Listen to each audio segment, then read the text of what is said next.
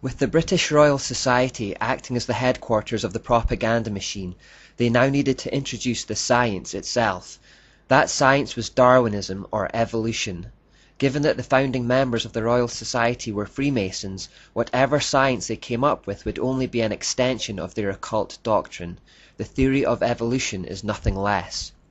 In The Meaning of Masonry, W. Elm Wilmhurst reveals the worldview underpinning the new Masonic science. This, the evolution of man into Superman, was always the purpose of the ancient mysteries, and the real purpose of modern Masonry is not the social and charitable purposes to which so much attention is paid, but the expediting of the spiritual evolution of those who aspire to perfect their own nature and transform it into a more godlike quality. And this is a definite science, a royal art, which it is possible for each of us to put into practice, whilst to join the craft for any other purpose than to study and pursue the science is to misunderstand its meaning. Later in the book, Wilmhurst reiterates this theme. Man who has sprung from earth and developed through the lower kingdoms of nature to his present rational state has yet to complete his evolution by becoming a godlike being and unifying his consciousness with the omniscient, to promote which is and always has been the sole aim and purpose of all initiation. The spiritual implications of the theory of evolution are something that few people ever stop to consider, so I want to really highlight this. What was the lie from the serpent in the Garden of Eden? It was that by attainment of knowledge by our own efforts, we would become as gods. Now what does evolution teach? It teaches that we are constantly evolving onwards and upwards over time, and if we are constantly evolving throughout time, where is the end goal? Surely the end goal is when man has reached absolute perfection. We cannot evolve beyond perfection. And what is another name for absolute perfection other than godhood? Evolution is the exact lie from the Garden of Eden, that mankind can become perfect or godlike by our own efforts through knowledge, or science you may call it. Through the idea of evolution, Freemasons introduced the occult idea of becoming to the masses under the veil of science, the belief that man is gradually evolving towards enlightened godhood. What many also don't know is that the basic idea of evolution did not originate with Charles Darwin. According to Mackey's Encyclopedia of Freemasonry, it originated with his grandfather, Erasmus Darwin. Dr. Erasmus Darwin was the first man in England to suggest those ideas, which were later to be embodied in the Darwinian theory by his grandson, Charles Darwin, who wrote in 1859, Origin of Species. Now Erasmus Darwin was the founder of the Masonic Lunar Society. According to author Ian Taylor, the Lunar Society was active from about 1764 to 1800, and its prominent influence continued long afterwards under the banner of the British Royal Society. The group's name owed itself to the fact that the members met monthly at the time of the full moon, which suggests some kind of link to the goddess Ashura again. The membership of this group boasted such luminaries as John Wilkinson, James Watt, Matthew Boulton, Joseph Priestley, Josiah Wedgwood, and Benjamin Franklin. These men, along with other members, were given the title Merchants of Light. Mackey's Encyclopedia of Freemasonry says, before coming to Derby in 1788, Dr. Darwin had been made a Mason in the famous time immemorial lodge of Canongate, Kilwinning, No. 2 of Scotland. Sir Francis Darwin, one of the doctor's sons, was made a Mason in Tyrian Lodge No. 253 at Derby in 1807 or 1808. His son Reginald was made a Mason in Tyrian Lodge in 1804. The name of Charles Darwin does not appear on the rolls of the lodge, but it is very possible that he, like Francis, was a Mason. In 1794, Erasmus Darwin wrote a book called Zoonomia, where he expanded upon his theory of evolution. It was based on the occult concept of becoming, the gradual process of attaining godhood.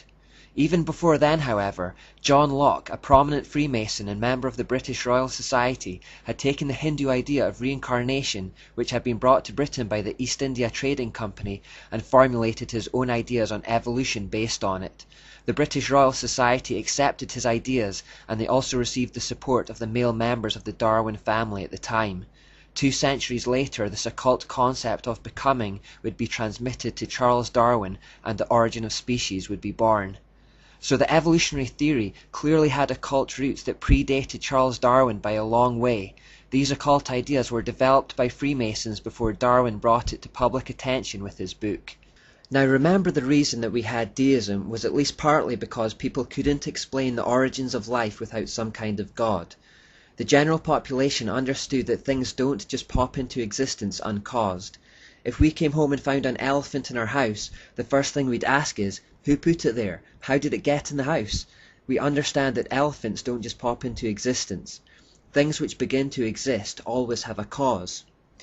Therefore, one of the key problems for the evolutionary theory to solve was how life could arise from non-living matter. If life could come from chemicals by some kind of natural and undirected reaction, the need for God to explain the origin of life was eliminated. This concept is called spontaneous generation. It was the only way evolution could even get off the ground. Louis Pasteur wrote, "To bring about spontaneous generation would be to create a germ. It would be creating life. It would be to solve the problem of its origin.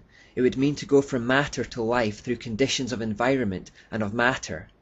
God as author of life would then no longer be needed. Matter would replace him.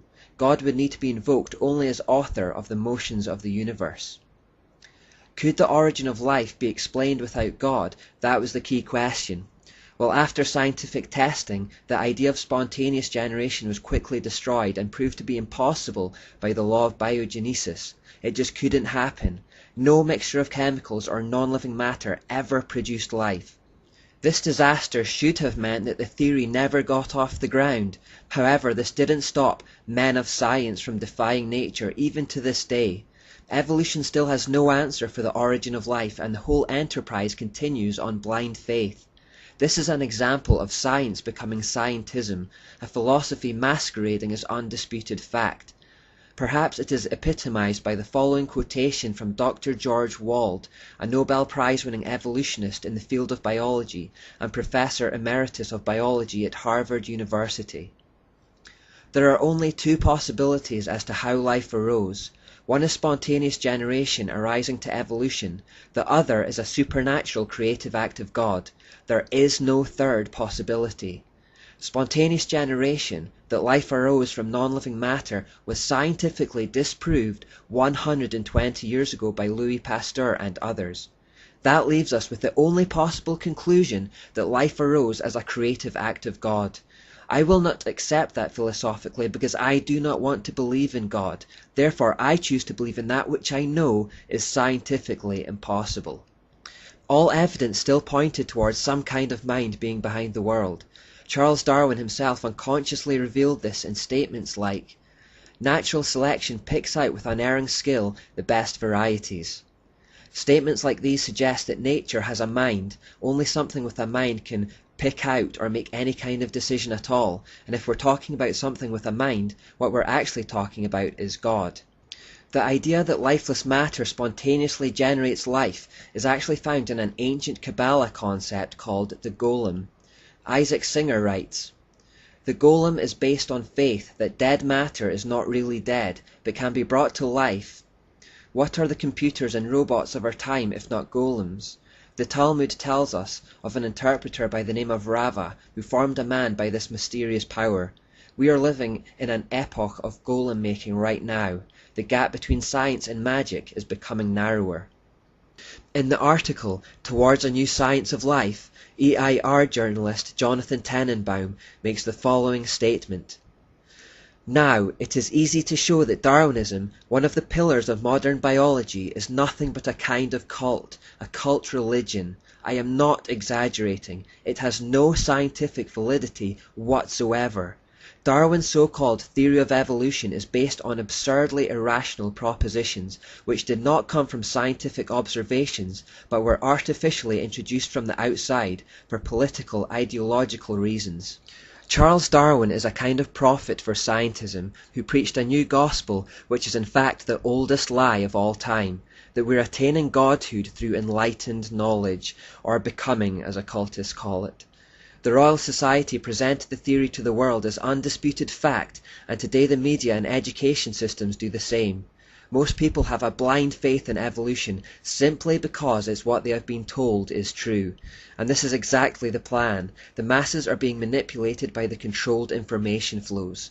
I repeat the Stephen Hawking quotation from the previous part. The greatest enemy of true knowledge is not ignorance, it is the illusion of knowledge.